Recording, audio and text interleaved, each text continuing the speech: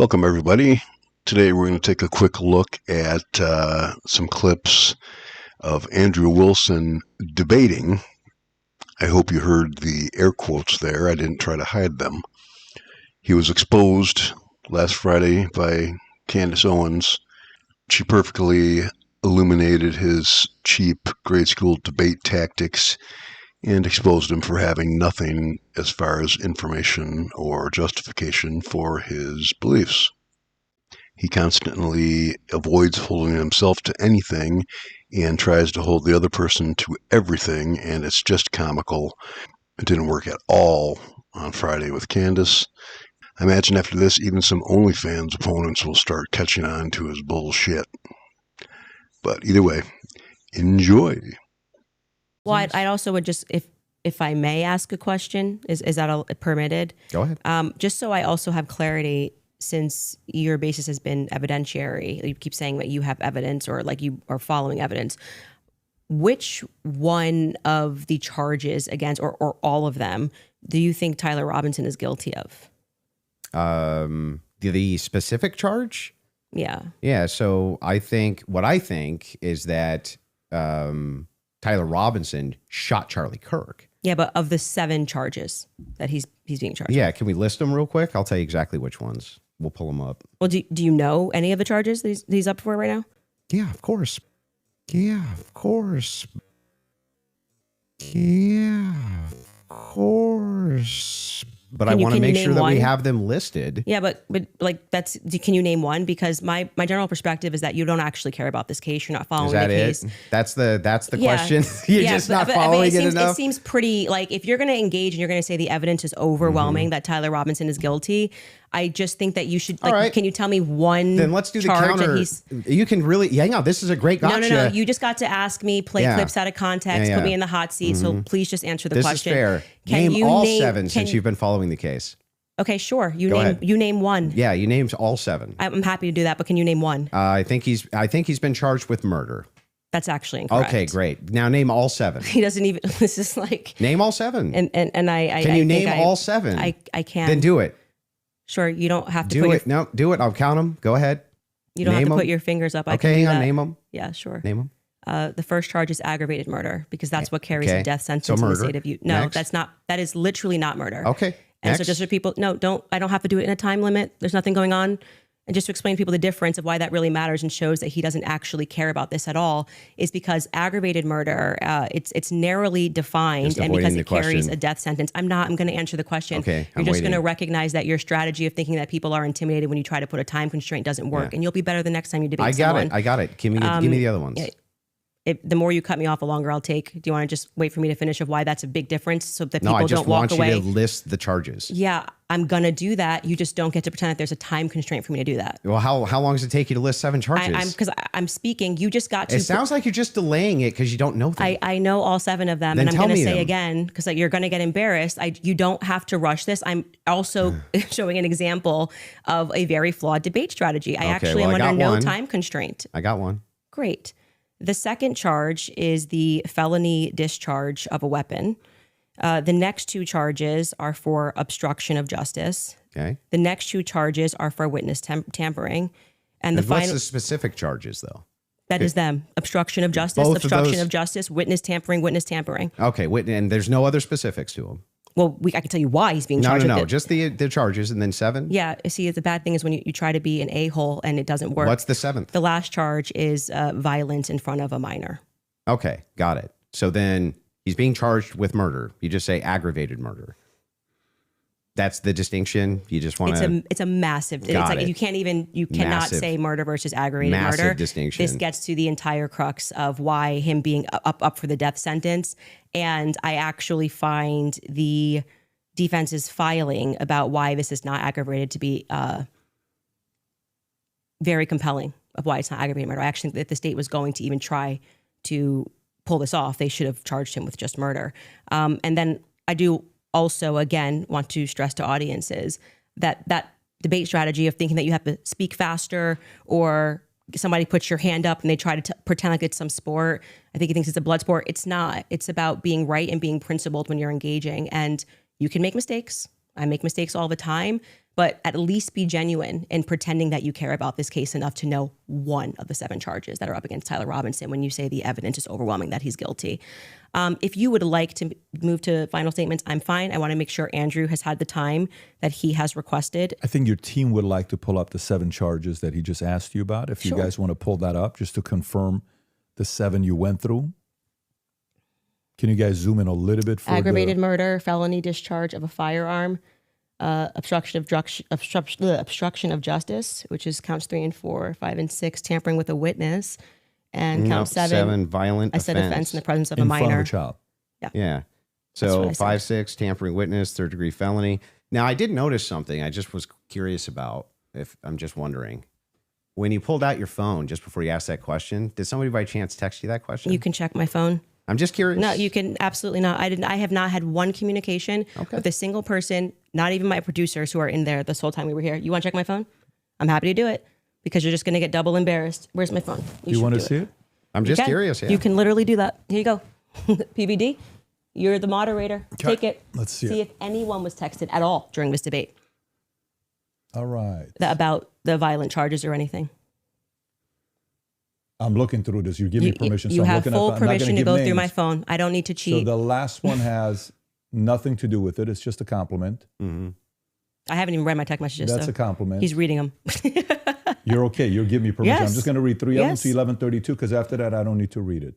And you know their texts. Could have been Telegram. Could have been something. All like I that. have is Signal. You can check that too. I only have Signal. Telegram I used in Russia, and that was it. I downloaded it for I'll Russia. take your word for it. Yeah. I don't need to I deeply care about this case. I don't need to pretend I get to it. know If you stuff deeply that I care don't about know. the case. All right, in the second clip from Andrew's own show, he's in a discussion with a caller. Apparently, Andrew has made the claim that there is a trait animals have that humans do not have that allows us to morally and ethically factory farm and eat them. When asked what that trait is, well, just watch and see what he does. I'm not interested in any of this obfuscating or prevaricating or posturing. Name the trait. Name the trait for what? For the vegan things? Yeah, name the trait that, if it were to be true of humans, that is currently true of animals, would make it morally permissible to factory farm and eat them for food. Name the trait. Yeah, is that a knowledge claim that you're asking? Do you know? Oh my, you're so. I can't say that. Yeah, it has nothing to do with epistemology. Name the trait. It doesn't have anything to do with epistemology. Are you making a knowledge claim? No, You're you not, would be because I'm you're not making you a knowledge. to name the trait. Well, you're asking me a question. I'm asking Yeah, you. no, so I I'm can be agnostic on vegan ethics and still ask you to name the trait. Name the trait. I see. So are you're asking me a question, a knowledge-based question, right? Yeah, I'm asking you to name the trait. Okay. So, real quick, just so we can cover a few things. Let's start with knowledge claims themselves. Or is that okay? Can we do that? Take a couple. What we can do is look. Metaethics. This is what we can. Oh my goodness! Never say metaethics again. You have no idea what that means. What does it we mean? can do is have you name the trait. Yeah, but the thing is I think we have to take a look at a few things to justify whether or not you can even ask me this question. Why are you dodging? Dodging why what? on earth? You're doing the Jay Dyer thing, right? Like this stupid dumb EO Jay Dyer thing, and you're dodging the question. Here's my position then. If you're asking me this question, is the question that you're trying to ask me directly? I was trying to throw you a bone here, but is the question you're asking me directly just this?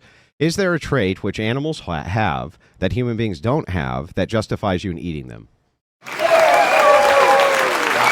Is that the question you're asking me? That's the question. Yeah, okay. That's the question. The response to this question is, I'm sure there is. However, there are so many traits which exist that I could not possibly name it unless you can name all of the traits that human beings have so that I can pick one. Can you? Okay, so wait, you can name the trait if I give you, so it's conditional. You can name the trait if and only if I list out every single trait which exists. Yes. I think Andrew's only real talent is saying shit like that with a straight face. In this last exchange, he's at the font of wisdom that is the Whatever podcast, debating teenagers and freshmen in college. And this is just a great showcase of the absurdity with which Andrew debates. NYMA is only trying to defend representative democracy, which is what we have now, which certainly isn't perfect, but has very strong arguments for it and not that many detractions. He nitpicks about prisoners and children and who can be punished, and then when it's his chance to name his alternative ideas, not only are they absurd, but they're not thought out at all. He throws them out like he's throwing spaghetti against the wall and seeing what sticks. It's absolutely ridiculous. Enjoy this last one. Laws apply to them. They can still be sent to prison. They fit both of your criteria. Therefore, if you say they shouldn't be able to vote, your worldview's in contradiction. Well, then I think that's wrong. I don't believe that children should be tried as adults until they have become adults. So no laws apply to children? No. Well, then why shouldn't they be able to vote? A threat to public safety always applies to everyone. Threats to public safety always apply to everyone. Yeah, but why shouldn't they be able to vote if laws apply to them? That's your example. Laws apply to children, but they are not, in practice, punished in the same way that they apply to adults. It's applied differently. Can they be punished? Of course they can. Then why can't they vote? But you have to have some way to maintain societal control. Children aren't just allowed to do whatever the fuck they want because they're kids. You need to be able to have some sort of societal control. So this would mean necessarily disenfranchising some people, wouldn't it? It would mean necessarily disenfranchising children. Yes, they're not adults. No, it would also mean disenfranchising prisoners. Do you want prisoners to vote on their right to own guns in a prison? Not their right to own guns in a prison. Well, then you're disenfranchising. Is by simply limiting the ability to vote to people who have such a political interest that they actually do social service for up to 5 years so that then we can trust them with the right to vote.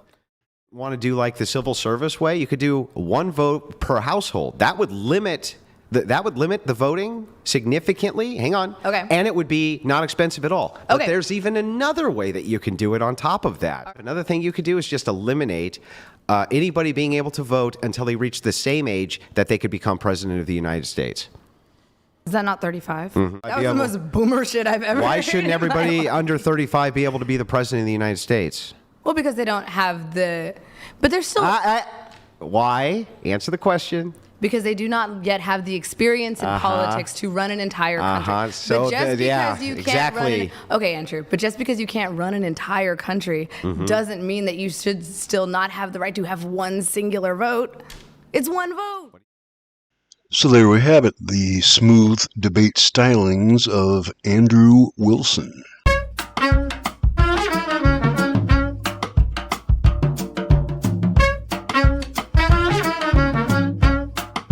You said you had some new evidence at the beginning of the. Oh yeah, we should show that text new message that you read just because I think that's important for the public. You shared it out of context. I'll do it on my show.